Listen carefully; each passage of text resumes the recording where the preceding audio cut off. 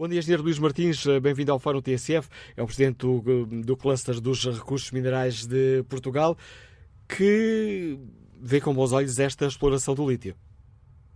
Muito bom dia. Em primeiro lugar, muito obrigado pelo convite e pela oportunidade. Parabéns pela iniciativa. Deixe-me só esclarecer que eu não sou engenheiro, sou geólogo. Não tenho nada contra os Peço-lhe engenheiros. desculpa e agradeço a sua correção. Não faz mal, não faz mal. Tenho muito gosto em trabalhar com os meus colegas engenheiros, quer de Minas, quer de outras atividades, mas sou geólogo. Sim, eu trabalho neste setor há cerca de 40 anos. E gostava de salientar alguns pontos que eu acho que ainda não foram referidos. Em primeiro lugar, sobre a importância dos recursos minerais. Os recursos minerais estão em tudo o que nos rodeia na nossa vida atual, ou seja, sem eles não é possível mantermos os nossos padrões de vida a que estamos acostumados.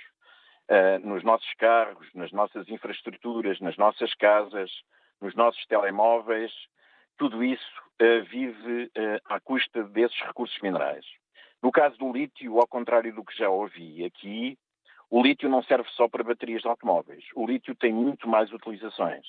Serve, por exemplo, para pastas cerâmicas que com elas se fabricam, por exemplo, os nossos sanitários que utilizamos todos os dias. Serve para a indústria química e farmacêutica. Serve, sim senhora, para as baterias dos automóveis, mas serve para utilizações muito mais importantes do ponto de vista energético, que são centrais de armazenamento de energia. E essas baterias dessas centrais, o lítio é fundamental e é uma das tecnologias que hoje em dia é mais aceite e mais utilizada. Mas é ou não uma exploração, Jogos Martins, que é muito poluente e pode destruir muito o nosso património natural? Essa é uma das críticas que é muito feita pelos opositores da exploração do lítio em Portugal. Eu não sou dessa opinião, porque estou habituado a ver explorações de vários tipos de metais um pouco por todo o mundo. Nós em Portugal e na Europa temos a melhor legislação do mundo no que respeita aos cuidados ambientais que devemos ter. Cada um dos nossos projetos de exploração e não de prospecção e pesquisa, porque convém outra vez salientar que as áreas que são agora postas a concurso são para prospecção e pesquisa, mas cada projeto de exploração, como foi já referido, é sujeito a um estudo de impacto ambiental que é analisado por entidades que têm competência e conhecimento para o fazer. Autoridades que têm a ver com o setor mineiro, mas também que têm a ver com o setor ambiental. E muitos desses critérios são inclusivamente transpostos de diretivas europeias. Eu gostava de salientar a importância de uma coisa que acho que aqui ainda não foi dita. Nós realmente vemos muita contestação acerca destes projetos de prospecção, vemos muita gente a criticar esse impacto ambiental das minas, mas eu ainda não vi ninguém a pronunciar-se contra as minas que nós temos a elaborar em Portugal ou na vizinha Espanha, muitas vezes muito perto da fronteira, ou na Europa. As pessoas normalmente que vivem nessas comunidades percebem melhor do que ninguém qual é o benefício da existência dessas minas. E eu convido todos, por exemplo, a visitar Castro Verde e Almodóvar e a perceberem-se num Alentejo interior qual é a importância e quais são os impactos económicos da existência da mina de Neves Corvo. Eu relembro que há pouco tempo o Expresso publicou um estudo em que demonstrava que Aljustrel era a segunda localidade do país, logo a seguir a Lisboa, com maior taxa de natalidade. Isso aconteceu por causa da mina de Aljustrel. Portanto, essa aceitação eu vejo-a com muito bons olhos pelas comunidades no sítio onde existem minas, antes delas existirem, e que é legítima a preocupação de muitas populações, vejo as pessoas muitas vezes a falarem de coisas que não conhecem e que muitas vezes não se querem informar.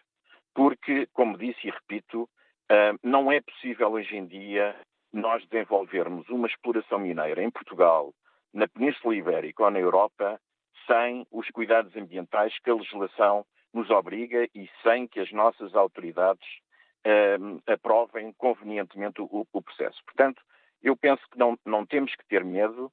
Nós não somos um dos países economicamente mais robustos do mundo e devemos aproveitar todas as oportunidades como é esta, numa perspectiva de sustentabilidade, não só económica, como também ambiental e social, e para o benefício das populações locais e do país, e devemos, ao fim e ao cabo, acreditar nas instituições, porque estamos num Estado de Direito e elas têm competência e capacidade para analisar os processos sobre todo o ponto de vista. Só para terminar, dizer-lhe só mais uma coisa que eu ainda não ouvi aqui. Ouvi muitas pessoas a duvidar da capacidade técnica e financeira de algumas empresas que estão a desenvolver os projetos em Portugal.